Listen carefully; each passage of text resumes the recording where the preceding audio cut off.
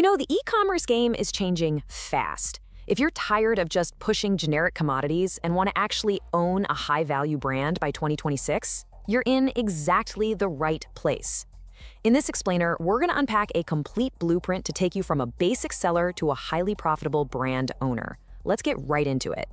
Seriously, let me ask you, are you just totally exhausted by the e-commerce race to the bottom? You know the drill, right? You list a product and bam, suddenly you're in a death match with 1,000 other stores. Everyone's selling the exact same identical item, desperately slashing prices by a few pennies just to scrape together a single sale. It's a grueling, endless cycle, and frankly, it's exhausting. And because of that fierce competition, the brutal reality is that standard dropshipping profit margins have just been crushed. Today, they often sit at a mere 20 to 30%. When you're constantly forced to undercut your competitors, there's practically zero room left for actual profit. But listen, thankfully, there's a way out of this trap. So here's our roadmap for today's explainer.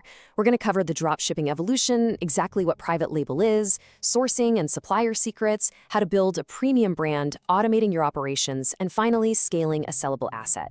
All right, section 1, the dropshipping evolution. We're moving from commodities to brands. The e-commerce landscape has totally shifted. Just look at the sheer scale of the opportunity here. In the US alone, private label brands now make up 21% of the total consumer goods market volume. To put that into perspective, that is a staggering $236 billion. Customers today, they increasingly demand branded products with reliable shipping. They want trust, not just some random unbranded package showing up on their doorstep.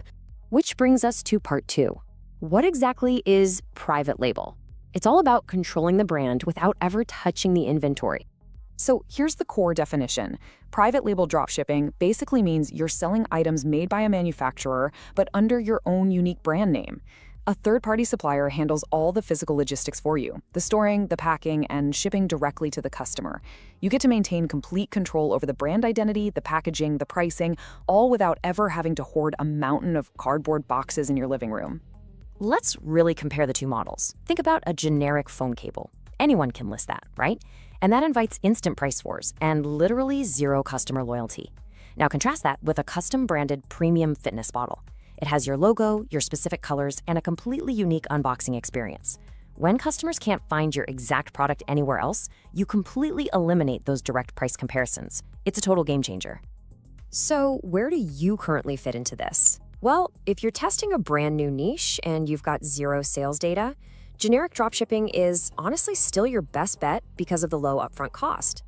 However, if you already have winning products, stuff with repeat orders, and you want to lock in higher margins, private label is absolutely the strongest choice. It essentially turns your validated demand into a defensible brand. Okay, part 3, sourcing and supplier secrets. Let's talk about finding the right manufacturing partners. Finding a partner who can actually brand your goods requires some strict diligence. You absolutely have to verify their private label capabilities and check their minimum order quantities, or MOQs, because, that impacts your wallet directly. You also need to ensure their production lead times are transparent. But here is the golden rule: do not skip this. Always request physical samples. You have to physically touch the product and experience the unboxing yourself before ever slapping your logo on a bulk order. Moving on to part 4, building a premium brand, designing an unforgettable customer experience. All right, here is your chronological workflow. And notice that brand is actually step 3 here, not step 1. You really have to start with research and then validate your product ideas, often by testing generic versions first, before you heavily invest in branding and sourcing. The key here is to treat every single step as an experiment. Test, measure, refine, and then only scale what's actually working. So why go through all this extra effort? It all comes down to unit economics. Differentiating your brand unlocks incredibly healthy gross margins, typically sitting between 40 to 60%. Let's break down a concrete example. Say your supplier costs, custom packaging, and ad spend total up to $18. Well, your premium branding allows you to confidently set a retail price of, let's say, $38. That yields a gross margin of roughly 53%. You simply cannot pull that off selling basic commodities. Let's look at part 5, automating e-commerce operations, protecting those margins and scaling your systems. As your sales start to climb, the single biggest risk to those shiny new profit margins is relying on manual, error-prone processes. By 2026, automation is just non-negotiable.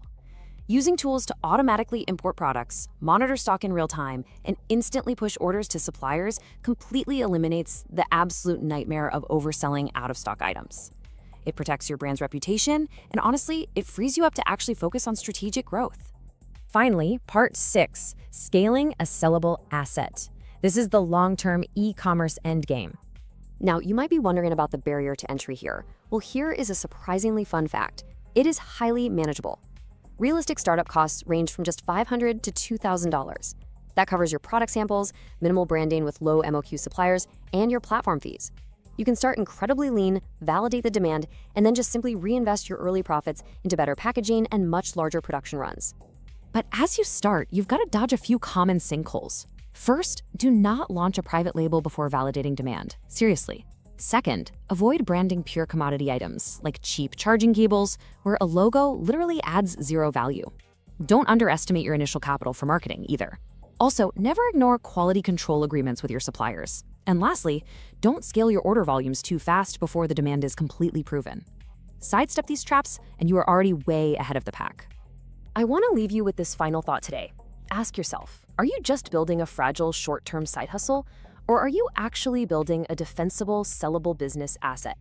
Private label, it's not a get-rich-quick scheme, right? It requires patience, iteration, and a relentless focus on quality. But if you follow this blueprint, you can create something truly worth owning. Thanks for tuning into this explainer, and keep building.